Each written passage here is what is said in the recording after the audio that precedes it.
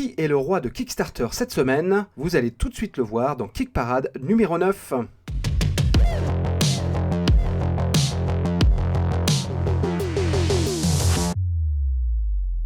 Bonjour à toutes et à tous, bienvenue sur ce Kick Parade numéro 9. Je suis en compagnie de Swan, comme d'habitude. Salut Swan. Salut Erwan, bonjour tout le monde et bonne année à tous. Et bonne année, tout à fait. Alors un petit Kickstarter encore, hein. On n'est pas encore vraiment dans le dur de 2021 là, hein. Donc on vous invite à voir l'émission précédente si vous voulez plus d'informations sur les jeux qu'on vous présente cette semaine. Vous n'avez pas vu l'émission précédente, on va passer vite sur des projets qu'on a largement développés dans l'émission de la semaine dernière. Allez, en 10e position, c'est une entrée, c'est Cuticorium. Alors ça c'est un Tiny Insect Adventure RPG, voilà, donc RPG c'est un jeu de rôle avec un concept plutôt rigolo puisque c'est vous allez incarner des insectes en fait. L'univers est original, la direction artistique est plutôt sympathique. Après, je trouve que c'est un problème qu'on trouve dans pas mal de pages dédiées au jeu de rôle. On met pas suffisamment en avant les illustrations, le look du bouquin. Il y a une image, on voit vaguement. La page est assez sobre. C'est ça, et je trouve ça un peu dommage parce que finalement, s'il y a bien quelque chose à mettre en avant dans le jeu de rôle, ça va être sa direction artistique, c'est l'univers. C'est ça, la tête de l'ouvrage quoi que tu vas acquérir. Mais est-ce que finalement ils ont pas fait beaucoup d'illustrations pour l'instant peut-être aussi? C'est ça le truc. Mais dans ce cas-là, revient la question de n'est-il pas trop tôt alors dans ce cas-là pour lancer un Kickstarter. Oui, c'est possible. Il y en a 244 contributeurs, 5544 €. C'est du tout petit chiffre sur Kickstarter cette semaine. 9e position, c'est Insight 2020, The Game of the Year. Alors le titre, c'est pas pour être prétentieux, si il s'annonce comme le jeu de l'année, c'est que c'est un jeu sur l'année 2020. Il en est à 331 contributeurs pour 10 000 €. Et en fait, vous allez, c'est un jeu de cartes, et vous allez incarner des nations qui vont se mettre des catastrophes dans les pattes, mais ces catastrophes sont largement inspirées de tout ce qui s'est passé en 2020, année maudite pour beaucoup. Une sale année, voilà. Et donc ils en ont profité pour faire un jeu un jeu compétitif de cartes, voilà, très sobre d'ailleurs. Oui, c'est vrai qu'on retrouve un côté très épuré. On pourrait presque croire, comme on l'avait développé dans une autre émission, que ça pourrait être un jeu japonais, tellement c'est ouais, c'est vrai. Bon, après, voilà, c'était évident que de toute façon, l'année 2020 va être lourde en inspiration. On attend le Pandémique édition 2020. Oui. Bon, bref, donc c'est un petit jeu, c'est petit pledge, ça coûte pas cher, c'est 10 $. 10 $ en PDF, 21 $ en imprimé, donc on est vraiment sur des petites sommes. Il y a de la carte, du jeton, un dé, et voilà. Bon. 8e position, il était là la semaine dernière, c'est The Story Master's Tale, donc un dungeon crawler en version old school, avec des illustrations très années 80. 350 contributeurs, il stagne un petit peu, là, il a 20 000 €. Ça sera certainement fini quand vous découvrirez cette émission, parce que là on est mardi, il reste 3 jours. Mais voilà, il a fait son petit bonhomme de chemin, mais il est pas vraiment monté sur la fin ce jour. Voilà, il est resté...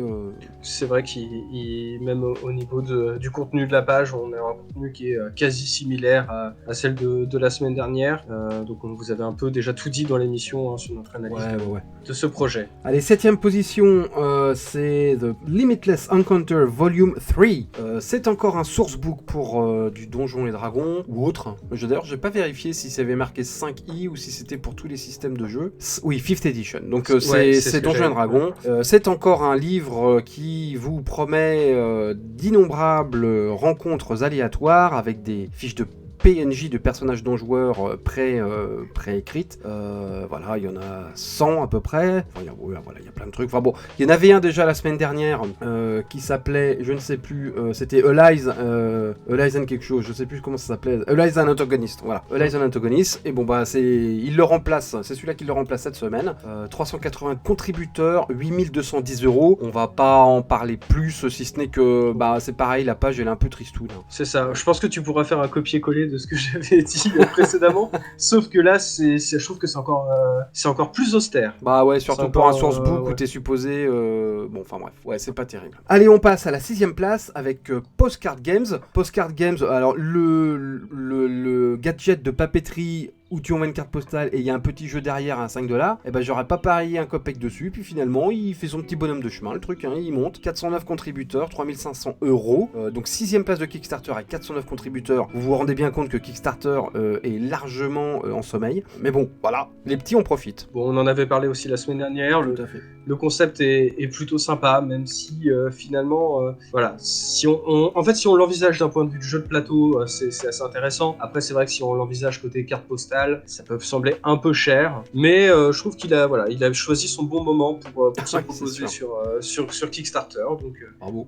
C'est un petit succès, mais à féliciter tout de même. 5ème position, nous avons alors 18 Magyar Zorzag, c'est toujours aussi imprononçable ce truc. Donc le jeu 18XX, c'est-à-dire sur la gestion de plateformes ferroviaires au 19e siècle, ce sous-genre de niche, sous-genre de niche, 34 000 €, 509 contributeurs, jeu très sobre, à l'allemande, sans fioriture, il n'y a rien qui dépasse, c'est moche, mais je suis sûr que c'est très efficace.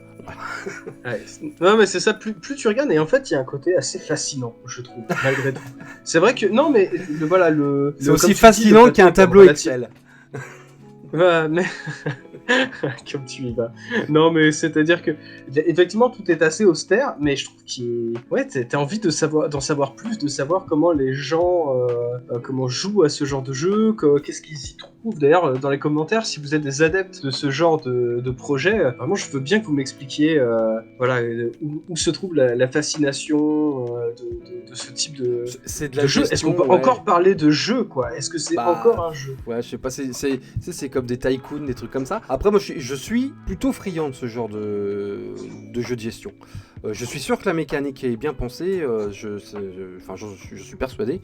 Après, le jeu, comme on l'a dit la semaine dernière, j'ai l'impression de voir un truc de 1985, quoi. Donc, ça coûte pas grand-chose de plus de faire un petit effort graphique, quoi. Voilà. Donc, oui, mais comme on est en plein revival des années 80, est-ce que lui aussi, finalement, ne fait pas un revival à sa manière? Ouais, ça doit être ça. Allez, 4ème position, Valda Rise of the Giants, donc c'est l'extension pour Valda, le jeu de vikings, ces tribus vikings qui veulent pénétrer le royaume des dieux. C'est une extension avec des géants où vous allez pouvoir un peu transformer votre plateau, qui va vous donner des pouvoirs supplémentaires. Pour le coup, c'est plutôt joli, et ça en est à 46 000 € pour 540 contributeurs. C'est pas énorme vu le succès du jeu original. C'est un peu le seul jeu de société qui ressemble un petit peu entre guillemets à un jeu Kickstarter, on va dire, pour depuis 2 semaines. Justement, je me pose la question, parce qu'effectivement il a vraiment tout ce qui fait le jeu calibré Kickstarter en termes de composants, de propositions de jeu, etc. Il a pas vraiment d'opposants comme on l'a vu et comme on va le voir, mais là je trouve, alors qu'ils ont proposé un mode solo, c'était un stretch goal secret, et en fait quand ils l'ont dévoilé, c'est tiens, on vous balance le jeu solo, etc. Donc je trouve que la campagne est cool, le jeu a l'air cool, mais finalement 45 000 €, c'est pas grand chose. Non, c'est vraiment pas grand chose. Non, on est dans du petit Kickstarter, quoi. Allez, 3ème position, Otto, le jeu abstrait, the abstract game ever, comme ils disent, qui lui gagne une place. Voilà, il gagne une place par rapport à la semaine dernière, comme Valda. En fait, tous les jeux suivants jusqu'au numéro 1 là vont gagner une place, tout simplement parce que Vindication a fini sa campagne. Il a dépassé les 1000 contributeurs quand même, Otto, hein, donc on peut dire que c'est un succès, avec plus de 33 000 € pour un jeu avec des composants, on va dire minimalistes, puisque c'est son concept, c'est pas mal. 1000 contributeurs, c'est pas forcément quelque chose qu'on aurait vu dans un Kick Parade à d'autres moments de l'année. Non.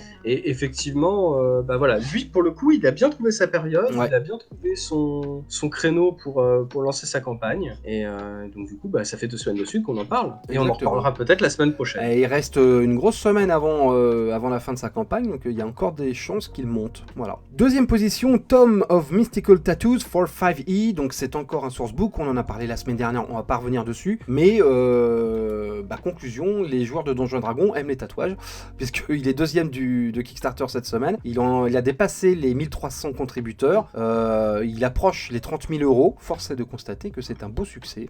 C'était le premier, et c'est celui qui restera en dernier, Donjons & Dragons, c'est fou, quoi. de voir que ça inspire encore tellement des gens que on en est à faire des sourcebooks sur les tatouages magiques, etc. Je pense que Star Wars à côté, c'est de la gnognotte en univers étendu. Quoi. Tout à fait. Allez, j'adore Star Wars. Ne nous insultez pas. C'est ça.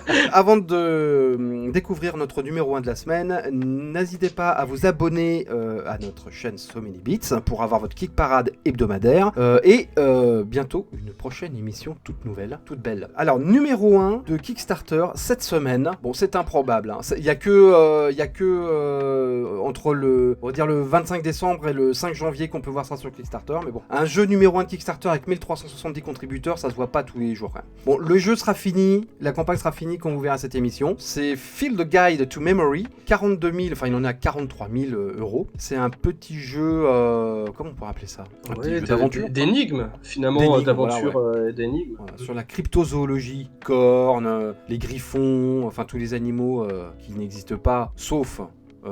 chez les gens qui recherchent justement ces genres de... ça existe dans leur tête, ils sont persuadés que ça existe, ils essaient de trouver le Loch Ness depuis 70 ans. Voilà, bon bref, en tout cas, moi j'aime beaucoup la cryptozoologie, je trouve que c'est un univers absolument passionnant, et ton chat est d'accord avec moi d'ailleurs. Et donc ce petit jeu là, il est numéro 1 de Kickstarter, avec 42 000 euros, 1400 contributeurs. Bah voilà, écoute, hein. Oh, bah oui, pareil, on parlait des jeux qui ont trouvé leur bonne période pour sortir, et ouais. Ce jeu en fait partie. Exactement. C'est joli, il y a des composants un peu physiques, t'as l'impression d'ouvrir une mallette chez un grand-oncle disparu dans un manoir, dans un grenier. C'est ça, dans un grenier avec écrit ne pas ouvrir, tu pousses ouais. C'est beaucoup de films commencent comme ça. Ils font ça aussi dans les romans de Lovecraft, mais ils ont des problèmes. Hein. Oui, ils ont des problèmes. C'est vrai que là, il n'y a pas l'air d'avoir des notions de santé mentale, donc tout va bien. Non. Bon, enfin voilà, petit top 10 de Kickstarter, bon, ça va revenir. Il y en a en préparation, on voit que ça tease. Normalement, la semaine prochaine, on devrait avoir au moins.